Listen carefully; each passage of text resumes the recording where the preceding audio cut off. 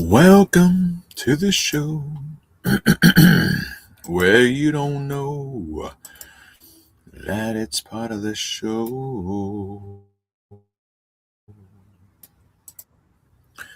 Welcome to the show where you don't know, you don't know.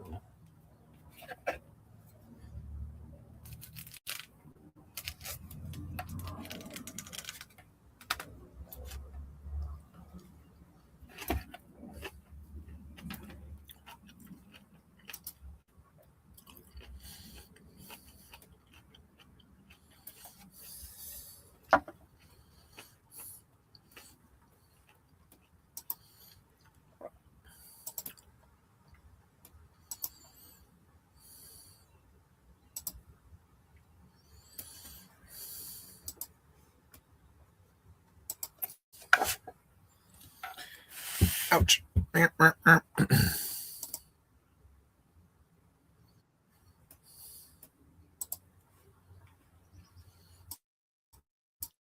we there yet? No, because my speaker is now not in my ear, so I have to solve this problem. It's working.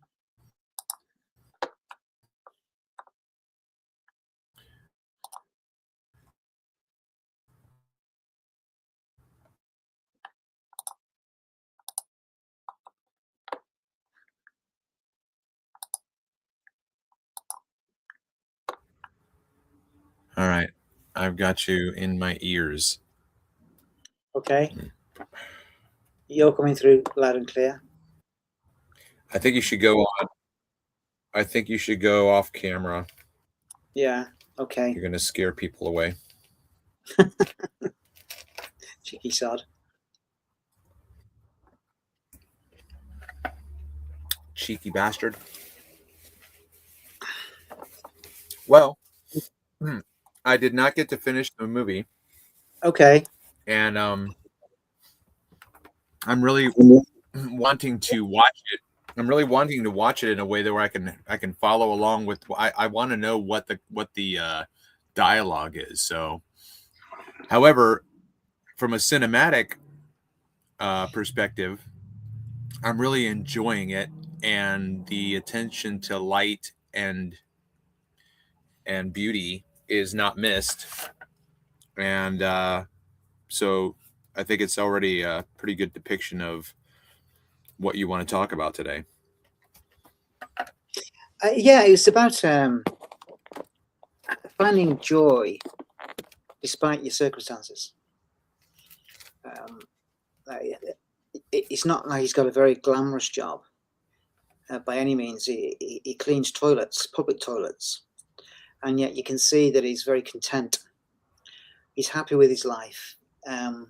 He prefers analog rather than digital in his tapes, as well as his conventional film photography rather than digital photography.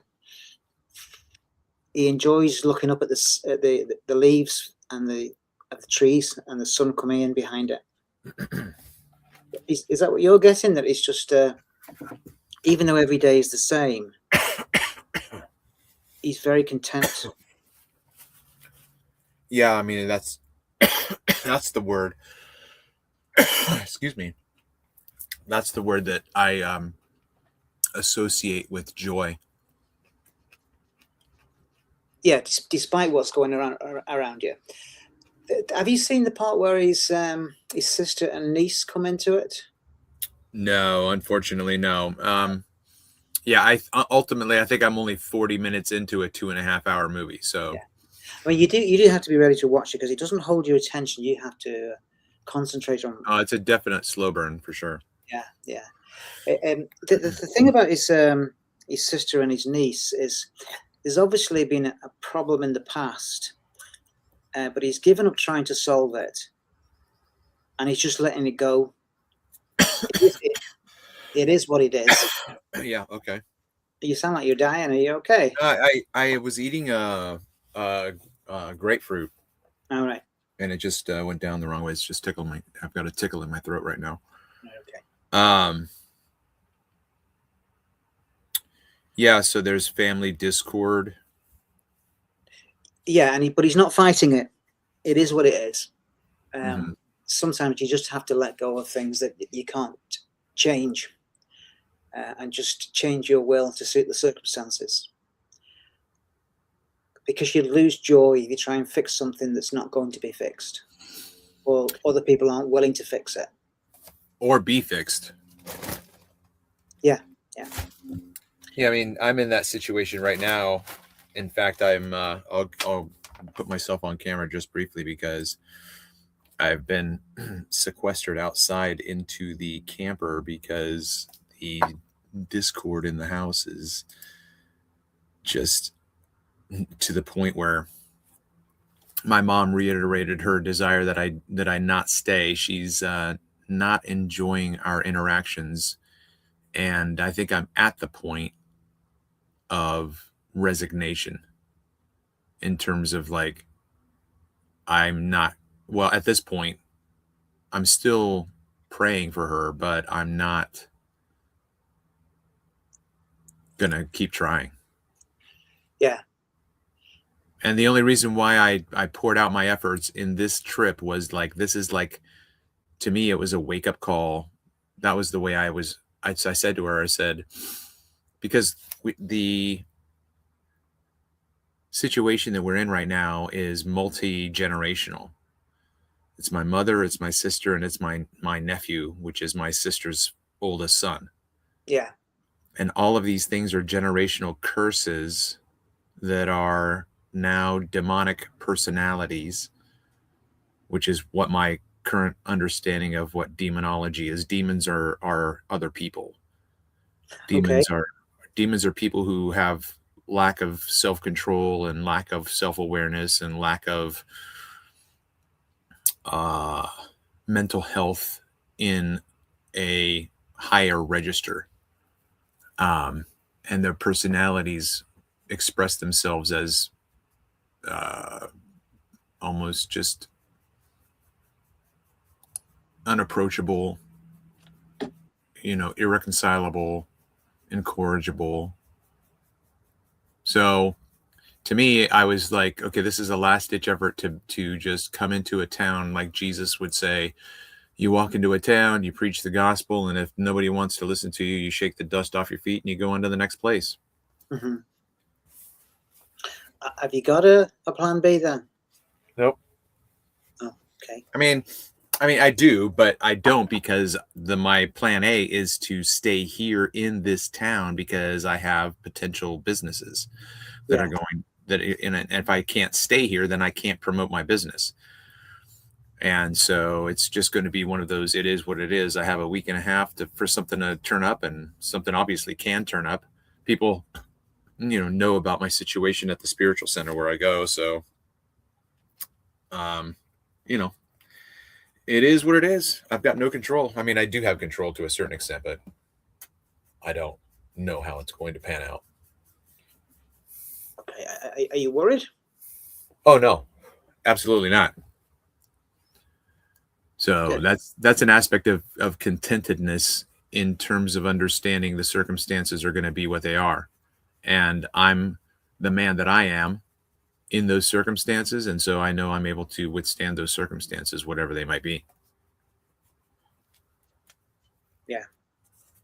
It reminds me of a little piece in one of P.G. Wodehouse's stories. Oh, yeah. A guy, he's a traveler and he's sleeping rough. And where he lays his head one night, the warmth of his body makes an acorn germinate that's just in the soil just underneath where he's lying. And by the time he wakes up in the morning, the acorn has germinated and grown into a 60-foot oak tree. And he's stuck at the top. And no matter how he tries to get down, he tries all different ways until eventually he comes to the conclusion that if he can't change circumstances to suit his will, he changed his will to suit the circumstances, and he stayed there, which I think is brilliant. Hmm. I don't know that I Before ever came across that. What was it? Was it a short story? it's just a couple of paragraphs in Leave It to Smith, where Smith is deciding should he change things or accept things. And it's just a couple of paragraphs he refers to. It sounds like it's like an Aesop's fable that Woodhouse is referring to. But I just thought the lesson of it is that you can't change the circumstances to suit your will. You change your will to suit the circumstances.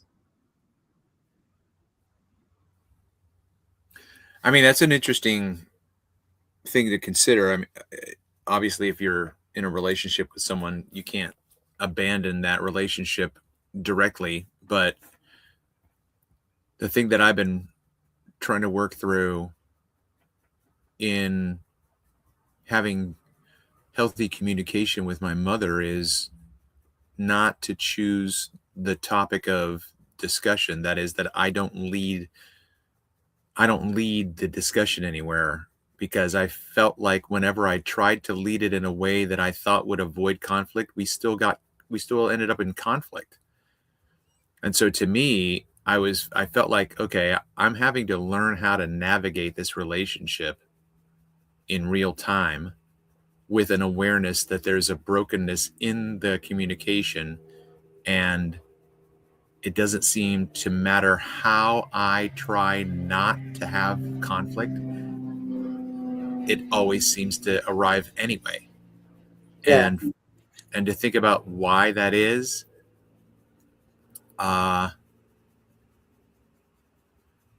so yeah, I mean, like, you tell me what you think. I'm gonna give you a reenactment as best I can.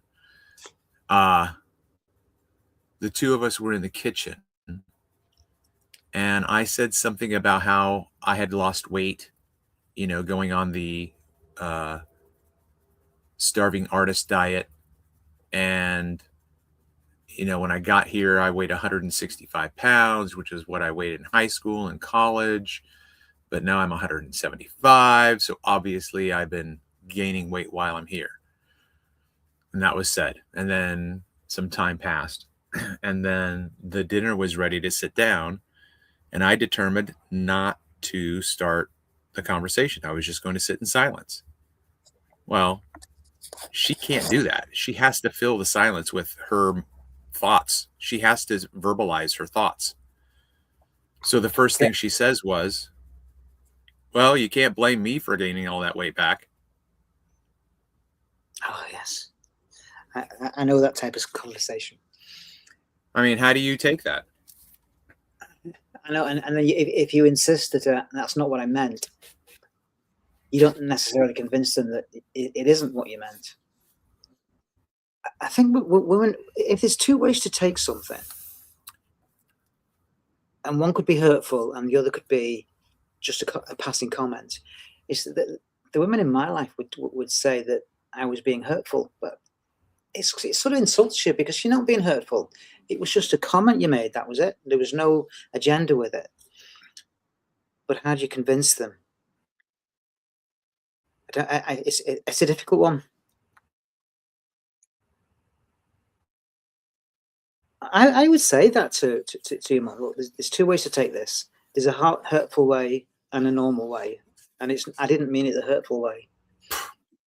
And so put it back on them that it's them that's got the issue.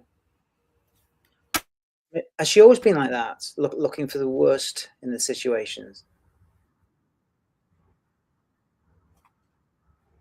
Yes. Yeah. That's all she is, man. That's all she does is negative, negative, negative. She projects negativity. I mean, yeah. I have corrected her nonstop, and I have no shame in it. I have no shame. I'm like, wake up, woman. All you do is complain. Stop complaining. Are you a Christian? I say this to her. I'm like, are you a Christian? Like, what the hell are you doing? You have nothing but complaints, nothing but judgments. You judge people all the time. And she's like, I can't do this. You have to leave. Yeah. Does she have any personal friends? Not that speak into her life this way. Who, like, Oh, answer me this. Who honestly ever does this to anyone? yeah, Who yeah. honestly speaks this way to anyone? Why would you ever, like, my mom says, well, why haven't you corrected me in the past? I said, do you enjoy the correction you're receiving right now? No. That's why. That's why, because you can't handle this correction. You're proving you're proving the reason why none of your friends can speak to you about this matter, because you don't listen. And her biggest criticism against me is I have nothing to say to her because I'm not a Christian anymore. I cannot speak truth or wisdom into her life. You could be really sarcastic, and when something's about to kick off, say, "Let me just go and put me eggshell slippers on." Yeah. I mean, that's anytime we talk. It's anytime. I'm saying that. I Yeah. don't mean to be funny. I was trying to find out, can we have a conversation about anything that doesn't end in conflict? And my conclusion was no. There's no conversation that we have had that has not ended in conflict, because I've had to say to her, I don't know what you're talking about. And she says, well, I'm saying it perfectly clear. You're just not listening. And I said, you know what I never do? I never blame the other person for the source of the miscommunication. I'm asking you to help me understand you, because I might be misunderstanding you, which is me, not you. And she has to bring it back around to her. She has to. I have started 3 conversations saying, this is not about you. And it goes around within 30 seconds. It's about her. She interrupts me and brings it right to her. I'm like, I can't do that. This is insane. This woman is absolutely insane. Yeah. Yeah. I know what you mean. Well, it's either move on out or put up with it. Make it as easy as possible. No, for sure. I mean, obviously it's right now I'm moving out at the end of the month. Right. So, I have 10 to 14 days or whatever it is, but Yeah. not even that, because it's the 20th. 20, so 10 And days. does she treat this your nephew the same way? It's not that she treats him the same way, it's that this is her persona. So in a direct answer, yes, she does treat him this way, but it's because this is who she is. Yeah. So when I got here, within a few days, I said to her, Mom, I don't have this kind of conflict in conversations with other people. And she said, you know what? That's what your nephew said. That's what Cole said to me. And I said, Mom, are you paying attention to the signs? Yeah. And she doesn't. She just went, oh, you're a pagan. You don't have anything to say to me. You're not a Christian anymore. I have Jesus. And it's my sin nature, and I'm always going to have to deal with this sin nature, and it's never going to get better. It's never going to get better. She is now programmed as a good Calvinist, that her sin nature is so prevalent in her life that she can never get rid of it, so she's given up on trying. That's where her theology has led her. Yeah. It's a defeatist lack of joy.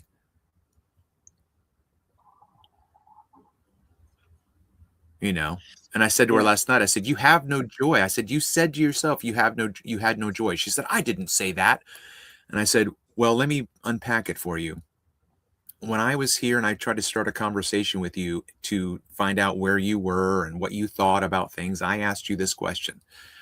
What is it that you've been learning about yourself recently, either from Bible studies or from church?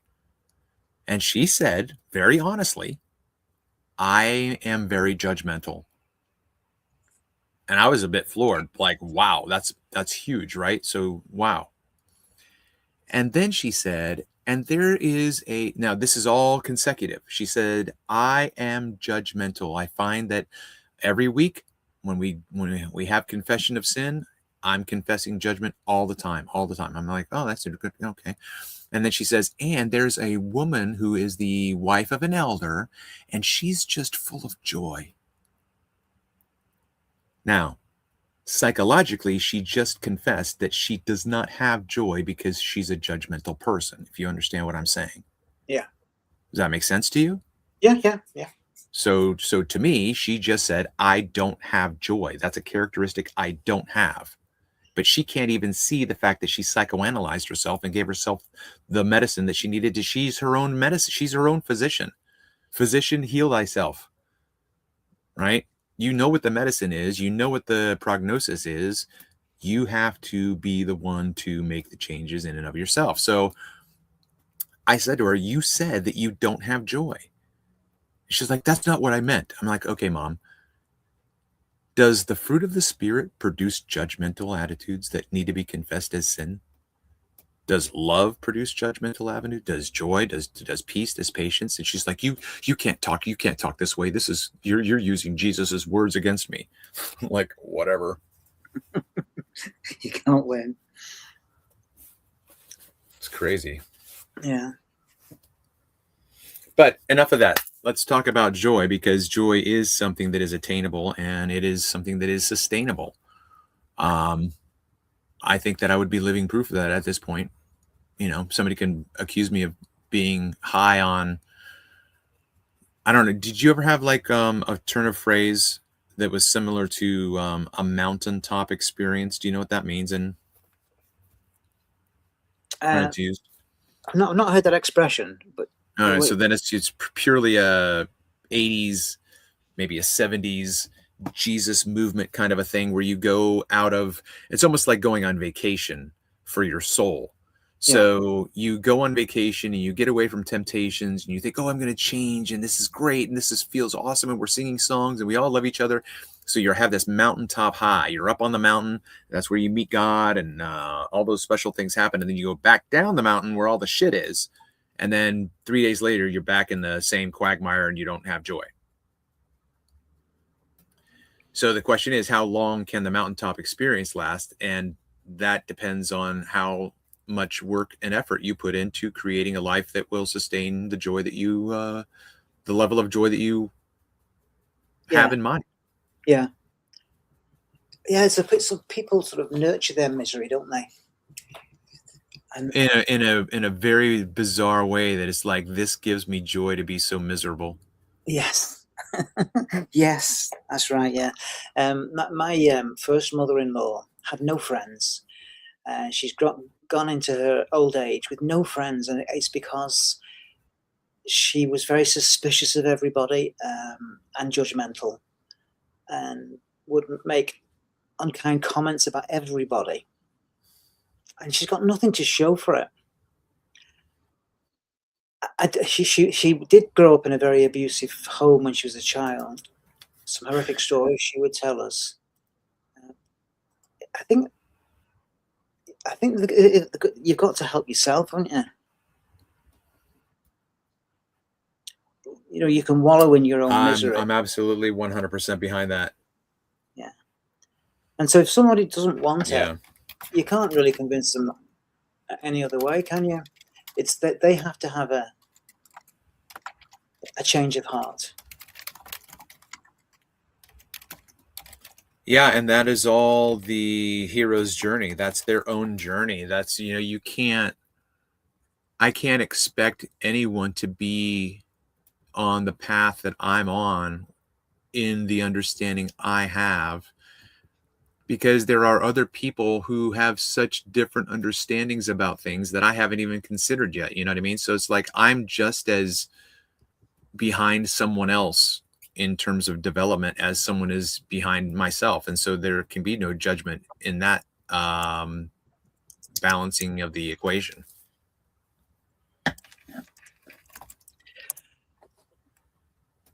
Yeah. How long ago did you read Pilgrim's Progress? Oh man, it's been over 25 years. I read it.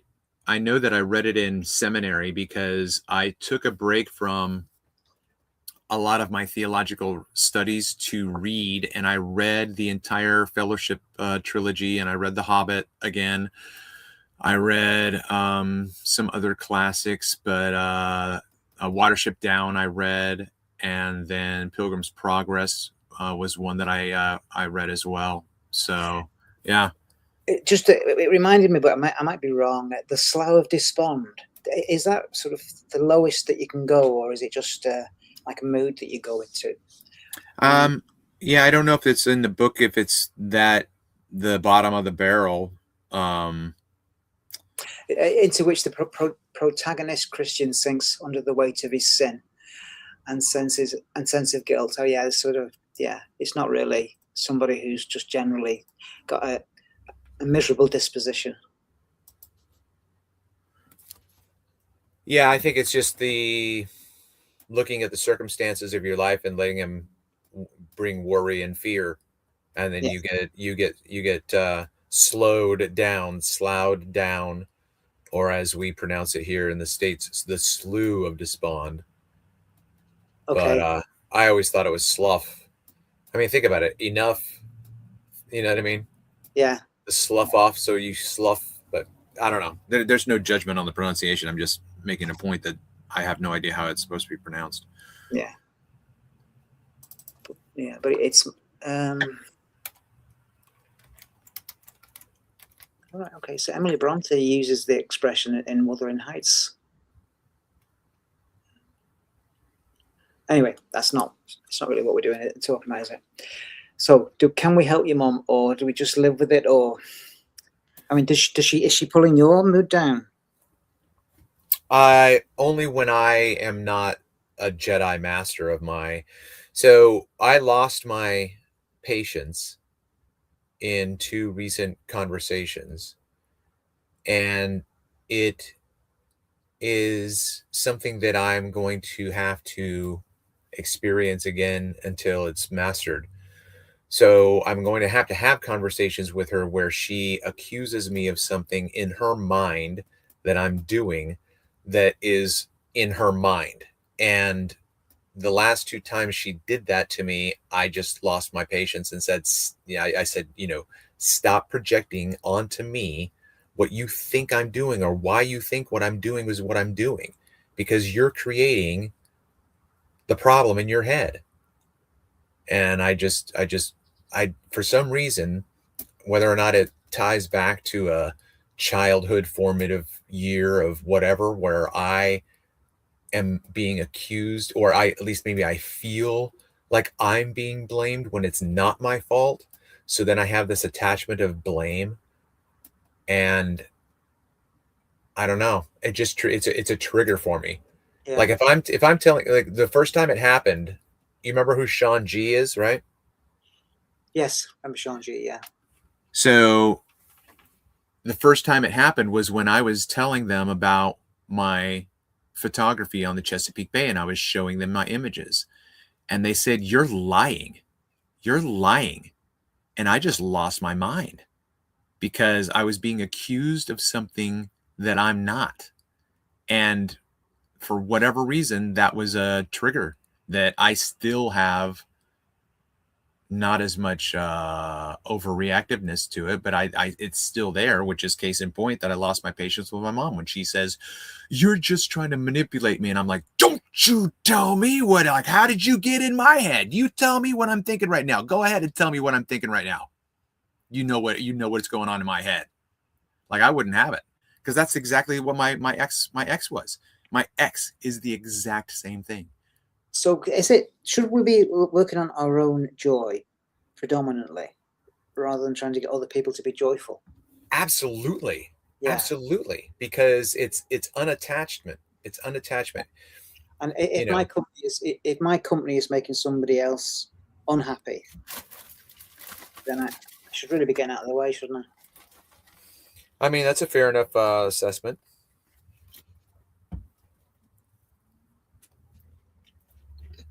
I'm at that point with my sister. Yeah. This isn't the one that wrote you a letter recently. This is it. No, this is the one that wrote me that. It wasn't a letter. It was just a text. What, keep away from the school? Yeah. All right. Okay. So I have been praying that she would remember the love that we had for each other as brother and sister when we were younger, right? Yeah. And so I've just been praying, spirit of life, spirit of truth, spirit of joy, bring to mind in my sister the things that we had in common when we were younger and how we loved each other. And whatever it is that's going to be a childhood memory of hers that's going to help her to, forgive me or move past whatever it is, So my sister and I were big fans of The Princess Bride in the 80s. You know what I'm talking about, right? Princess Bride. The movie? Oh right, no, I didn't. And I didn't even know there was a movie called that. I missed out on that one. Yes, you did. So that needs to be like first on your list of movies to watch. It is an absolutely. However, the book is even more important to read.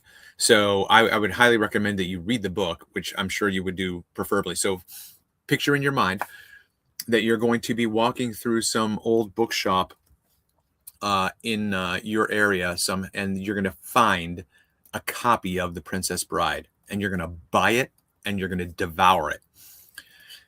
But in the movie The Princess Bride, there is a Prince Charming character who is introduced as the farm boy who was the servant on the princess's farm. And she would buy a bit like Lady Chastity's lover, or not that. Well, not that risque. Yeah, yeah. But she would boss him around, do this, do this, do this, do this, and he would always just say, "As you wish, as you wish, as you wish." And the punchline is, she finally realized one day that when he was telling her "as you wish," that he was really saying, "I love you. I'm doing these things because I love you." So I texted my sister. I said, "This is my final attempt to storm the castle of your heart by asking you, what is it you want from me?" So that's my question. So however she answers my question, I will follow it up with, "As you wish." Okay. Yeah. Okay. Here's something that happened to us yesterday. So you play the outside looking in. I was telling you last week about we lost our wing mirror, and we got all the stuff.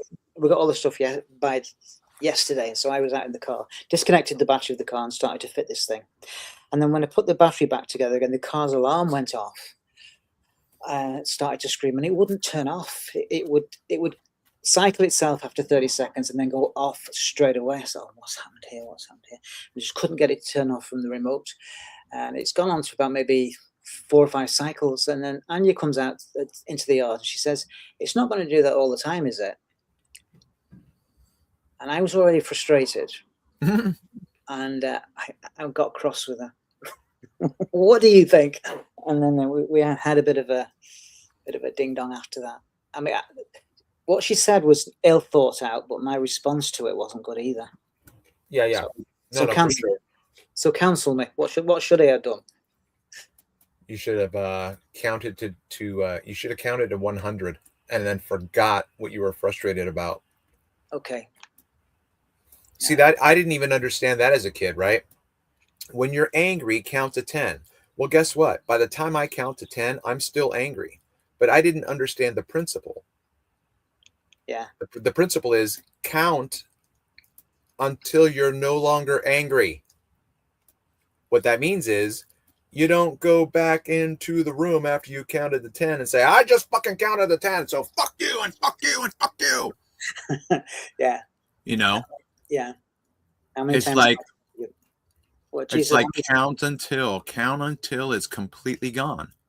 1, 2, 3, 4. And if you get to a 500 and you're still pissed off, then you better keep counting. Yeah. Keep counting. That's a completely self-taught principle that I'm sure many people already understood, but I just figured that out. Yeah. Okay, so next time I just count, but not sarcastically. That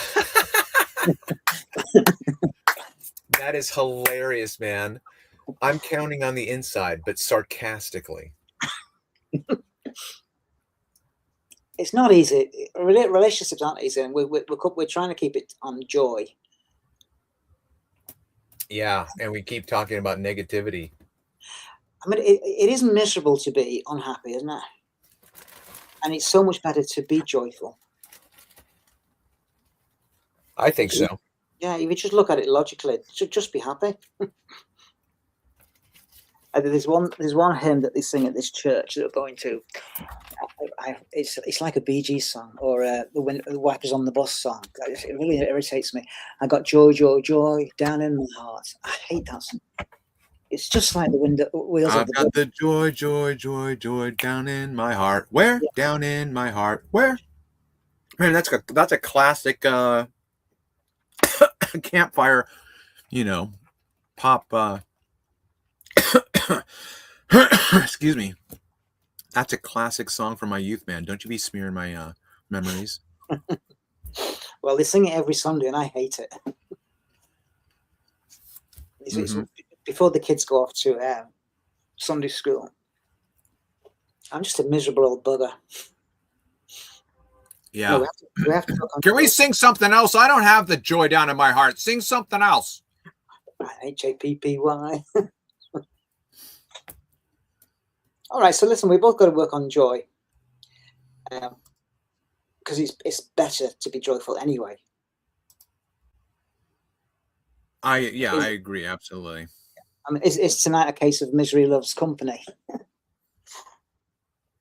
I mean, that's an interesting thing as well. As I look at the dynamic with my mom, is that when the conflict starts to roil and broil,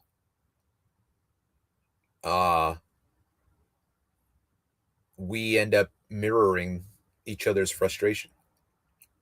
Yeah, you're probably too like each other, really, aren't you? Well, I mean, she created me, and in all honesty, that's not blame shaming. Yeah. She accused me of virtue signaling the other day, and I thought to myself, is blame shaming a word? Because you always be like, oh, I do all of this and all I get is just trouble and misery. So pity me, pity me, pity me. I'm like, that's shame blaming or blame shaming or whatever. Like, it's the opposite of virtue signaling, right? You have to pity me because I'm suffering so much. And it's like, check this out, dude. Check this out, man. This happened in real time, and she still isn't aware of it. She brought up how back in October, I came out for a visit and we went camping for a week, or a little bit longer than a week, or so. No, it was a week. We went camping for a week with a bunch of her friends from church. And what's that?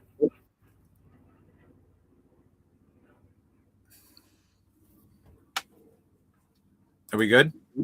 Are you talking to me?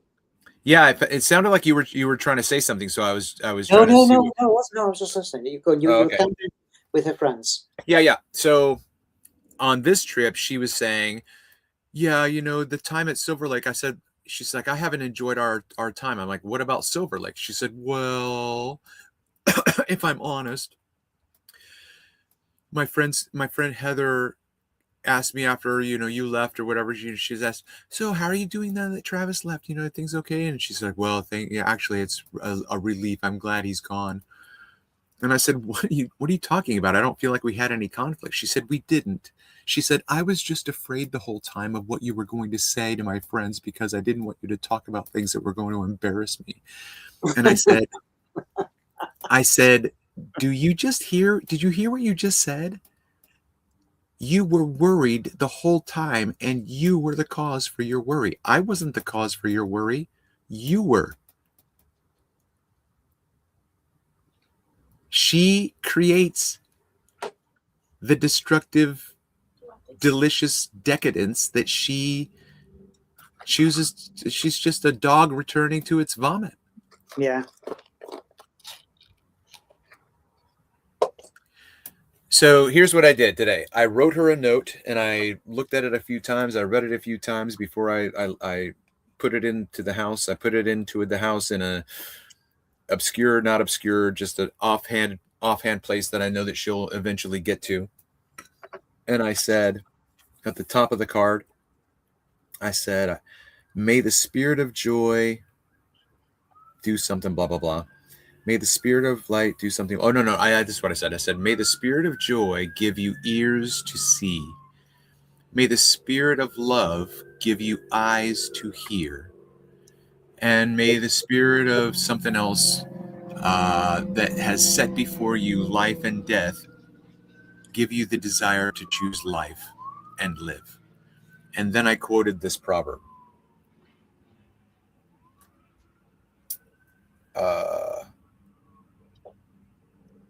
A fool's lips come with strife, and her mouth calls for beatings. A fool's mouth is her ruin, and her lips are the snare of her soul. It's very pointed, isn't it? Yes, that's. I was looking through the Proverbs to find something that was going to be pointed enough, and that was it. Proverbs 18:6 and 7. I mean, think about this. A fool's lips comes with strife, and his mouth calls for beatings. That is so profound. Why are you beating me up? Because you opened your mouth. Stop talking. If you don't talk, nobody's going to talk. And guess what happens when no one talks? There's no conflict. So don't talk. Has she found this yet? No, I don't know. I didn't go in there looking for it. So. Well, listen, my advice to you is to not to give it that. Yeah. Yeah, it's a bit too sharp. It's like you're firing an arrow at her. Well, I don't know what else to do, man. Yeah. I think it's a bit too brutal. Yeah, fair enough.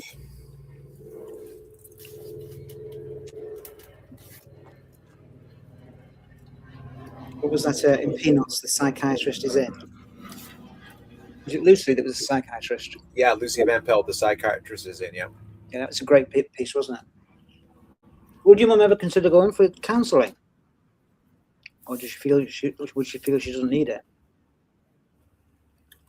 I mean, she would have to have it from somebody else, suggestion. I don't think she'll take. I mean, there's been so many, psychoanalyzing myself. Melissa always hated it when I said, you should. Yeah. Because she didn't ask me to solve her problem. But there I was giving suggestions. Well, that's what my mom does all the time. And I didn't figure it out until last year.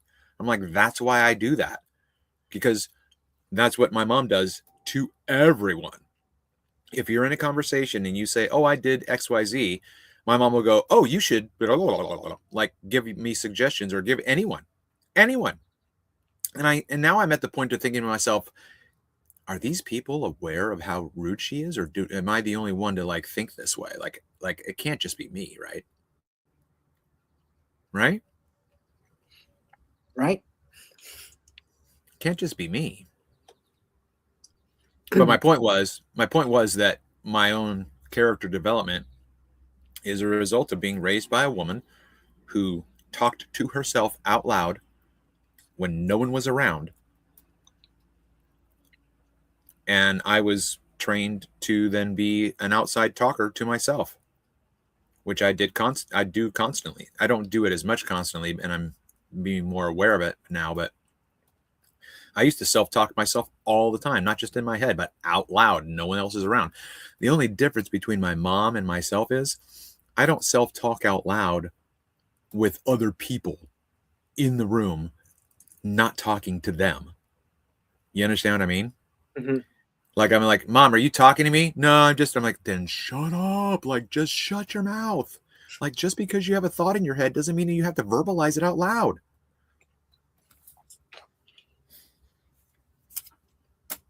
But there I am. Right. Ode to joy. Joy, yeah. Contentedness, being content, being satisfied. I think it comes from making choices that are going to allow you more time in your life. And if you have more time, which is what the character in Perfect Days had, right?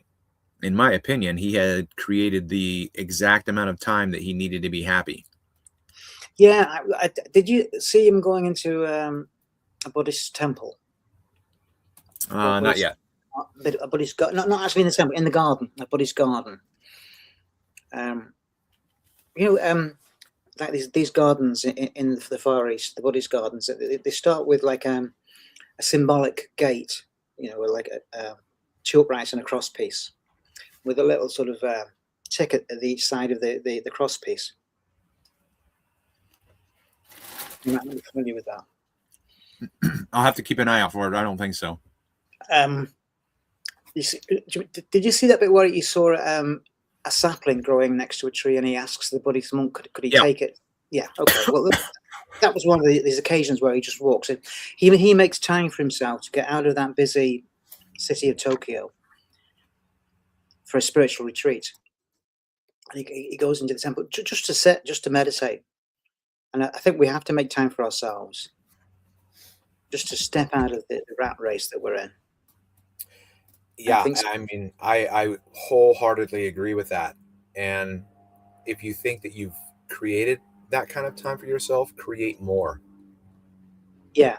I think it's so important. I think I think in the past 8 months, almost 9 months now, I have had more positive development in my thinking. Yeah. Because I've had so much time to think and also to journal and write down my thinking thoughts. So I think it's a two-way street to do both journaling as well as contemplation and meditation and introspection. Yeah. For sure. Man, that thing, my throat is not wanting to let go of this tickle. All right. Well, what are some other thoughts that you have for yourself? Like, how do you I can honestly say I've never been happier. Even though my health is deteriorating, I've never been happier. I've got a great wife and great kids that are always happy to see me. I'm teaching my 21-year-old daughter how to drive at the moment, and I'm enjoying doing that as well. Sort of sharing it with her, and she's a lot more friendly with me. She's not the sort of moody single teenager. Well, she's not a teenager anymore, but I'm enjoying that. I'm enjoying that I don't have to stick to doctrine. I don't think anybody's got the absolute truth, and there's no point in looking for it.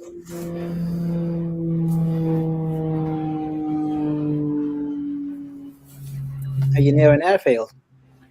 The flight line is directly over our geographical area, so I very often can almost look up at a 80-degree angle from where I'm sitting and have the airplane be right in that line of sight at about 80 degrees above my.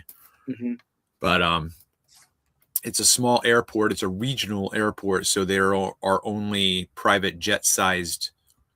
There are no carriers. There's no, major airlines, and private planes. Yeah. But they have signs up all over my area, Camarillo, saying "No big jets.com." Like they don't, they're propositioning not to have, and I hope to God they never do, because that would be insanely disturbing. There's one thing that does get me down, and that's watching too much of news or listening to too much politicians, because that is very draining, and you start to believe it. And over the past, 20 years, when I've listened to the news and all this doom and gloom, it never really ends up as bad as they're expecting. For sure. So that robs you. I think that's what you have to do as well. You've got to look out for what robs me of my joy, and avoid it. Plus, I'm not drinking as well. I mean, the drinking is you don't realize how depressed you are when you're taking too much alcohol. And now I'm very focused. You know, Yeah. if there's a job to do, I'm not going to say I'll do it tomorrow. I enjoy going to do it now. Yeah. What's the alternative to doing it tomorrow? What are you going to do right now instead? I have another whiskey. Right. Or just look at bad news, TikTok, and all that crap. When you say demonic, there is a lot of demonic influences that we got to fight against. What is it? Is it fight the good fight? Is that what? Well, now that's Shakespeare, isn't it? It wasn't the Bible. Or is it the Bible? No, it's definitely Paul. Yeah, Paul says to fight the good fight to Timothy. Yeah, and then put on the breastplate of righteousness and the helmet of salvation. Mm-hmm. You do have to do that. Put on these protections for the sake of your own joy and happiness. Are you asking a question? No, I'm just talking my way through it. Oh. You asking me how I was. Oh, okay. I also identifying people who are close to you that deflate you. You know, when you've been with somebody and you come away deflated, that's not a real friend. Yeah, but the thing is that I never understood that dynamic of recognizing where the deflation was coming from. You know what I mean? I just was like, well, I guess this is just the way all relationships are. Mm-hmm.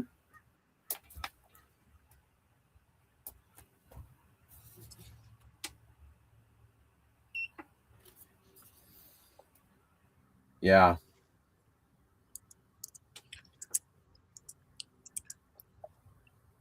So is there a fix with your mum? Either live with it or just well, I can only I right now I only have the option of living with it for 10 more days, but yeah. I've honestly thought to myself, what if I just never come back? You know? Because that's why she's having me leave. The first time she told me the reason why she was having me leave was because my sister was saying to her, the kids can't go over to your house when Travis is here. So then my mom said, well, then Travis has to go because my grandchildren are more important. And I eventually got to the point where I said, Mom, are you happy when the grandkids come over? She's like, no, not really. I said, why? She said, well, because they go back into the back bedroom and play video games instead of being out and da-da-da. I'm like, who let that happen? You let that happen. So guess who's the only person who can stop it is you. But my point is that even though you're telling me you want your grandchildren here, you're not happy when they're here. You're not. Because all you're doing is correcting their behavior, telling them not to eat here, not to eat there. Don't remember not to eat here, remember not to eat there. All of your rules. You boss them with your rules constantly. Does that make you happy? No. Then why are you kicking me out instead of fixing the problem that you've created?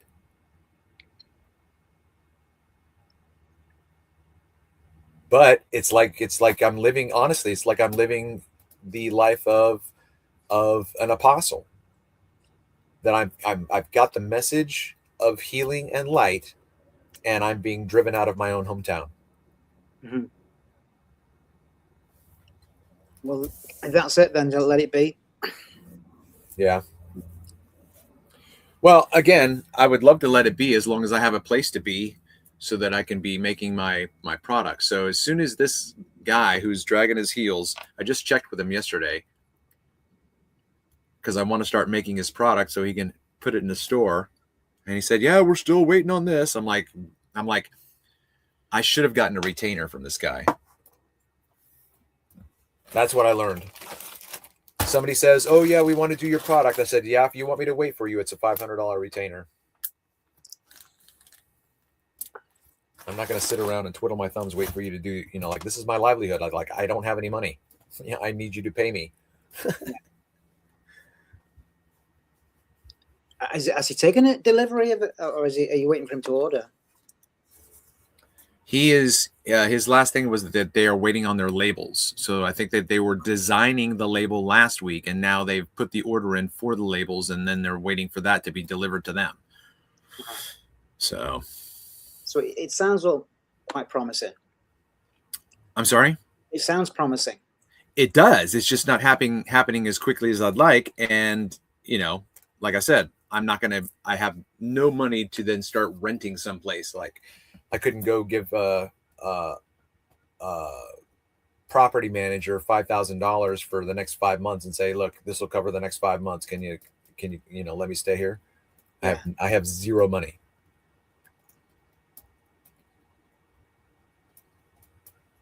Or maybe you just have to suck it up and be nice and sweet to your mum.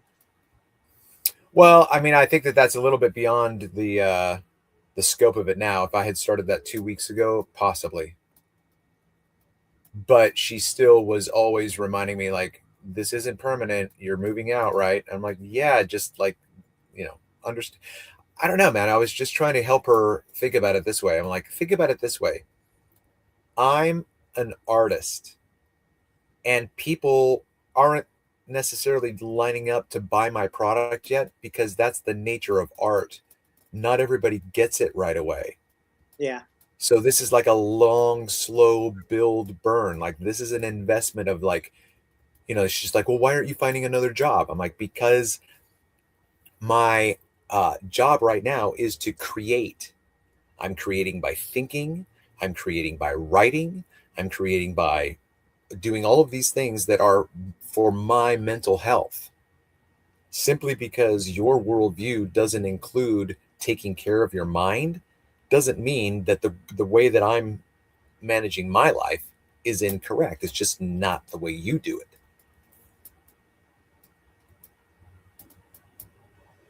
And that's the reason why I quit my job back in September.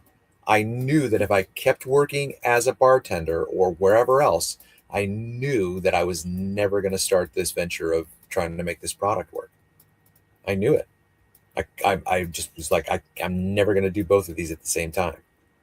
So then I had to walk away from employment and push myself completely into being self-sufficient, which meant at, a number of times having to ask people for handouts.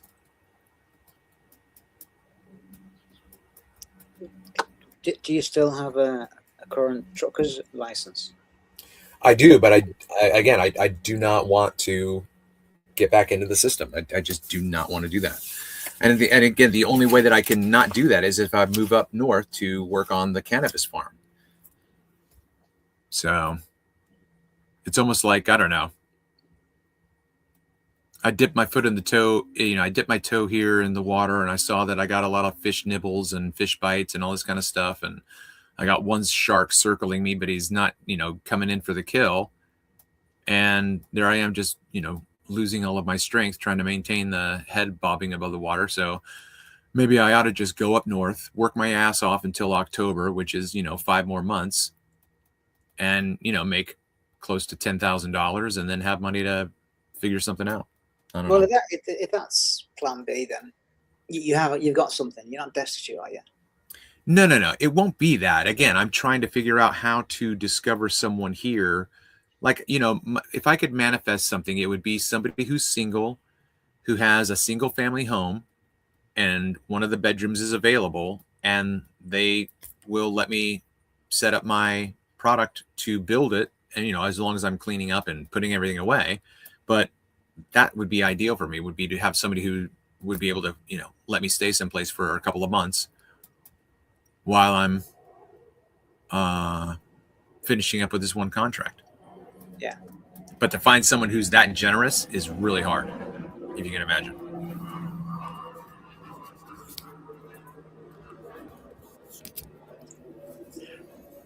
Well, we've approached an hour.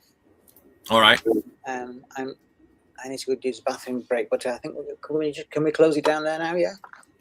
For sure. And maybe if you want to, we can. I just find it so interesting how we were trying to talk about joy and we were constantly talking about the opposite. Oh no, we did. It's been a bit constructive. We're okay. That's fair enough. Yeah. Love Oh, peace. Oh, well, there we go. Peace. So we'll talk about peace next time. It is peace, isn't it? Love, joy, peace. Mm-hmm. Yeah. Yep. Yeah, that's where we get the name Irene. Go on. I don't know that one.